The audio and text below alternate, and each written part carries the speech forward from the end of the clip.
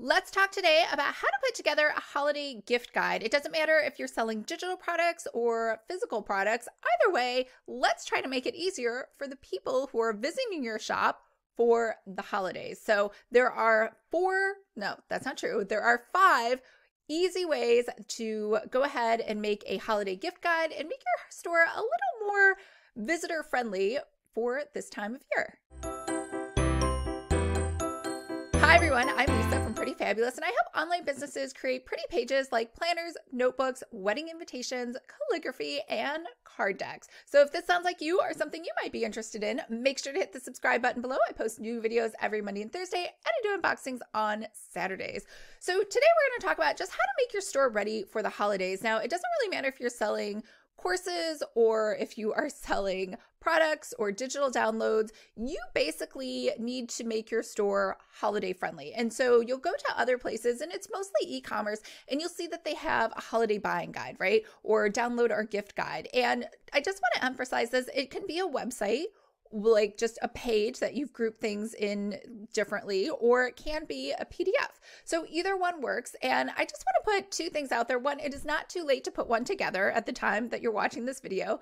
And the second thing is that you don't need to create any new products for the holidays. Now, you definitely could. We'll talk about that in the 5 different types of ways to group things for the holidays. But if you don't, that's okay too. You can just repackage things so that they're a little bit more holiday friendly. So let's talk about those top 5 ways to put things together in your holiday gift guide. The first one is doing it by recipient. So what do I mean by that? It is when someone comes to your site, they should be able to say gifts for mom, gifts for dad, gifts for daughter, gifts for the dog, gifts for the cat, right? So when they're shopping, they're usually gift buying for a specific person that plays a specific role in their life. It could even be a coworker, right? So a lot of businesses, maybe not so much this year, but in the past, a lot of businesses have had Secret Santas.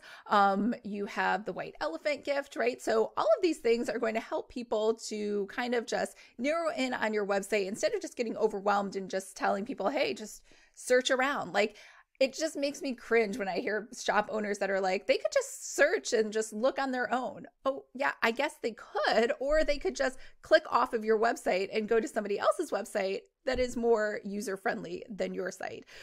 So the second thing is you can do it by amount. So people who are either on a budget or maybe they have a set amount that they were told to spend for Secret Santa, you can do gifts under $25, gifts under $50, gifts under $75, $100, whatever your different price brackets are, and then put those all together for them so they can easily see what they need to, what they can spend for the amount that they have been allocated for that particular person.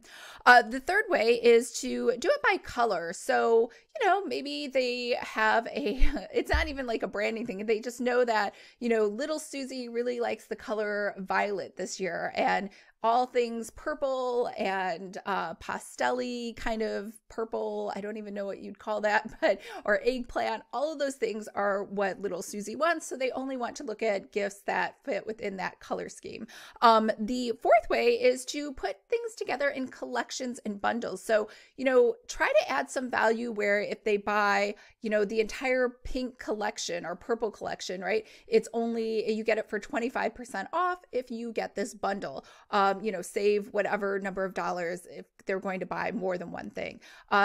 So it's really just a way of putting all of your things together. Now, if you want to, the fifth way is you could create limited edition items just for the holidays. So maybe you don't normally put out a planner or a notebook or something in red and green, but maybe you want to, for the holidays, to make a special edition limited holiday journal or planner, or you would like to just create something that's limited edition. So it seems like this is the only time of year that you can get this special version, and maybe it has nothing to do with Christmas, and it's just something that's only on sale for the month of December. So these are all different ways that you can put together your gift guide. And again, it doesn't matter if it is on your website where they just kind of click different buttons at the top, or if it is a PDF, I personally would recommend doing both of those, but either one suffices. So let's go over that list again. First two things that I mentioned is it's not too late to start working on that right now. The second thing is you don't have to create anything new, although the fifth category does have a new thing. So the 5 different ways to put your gift guide together is the first way is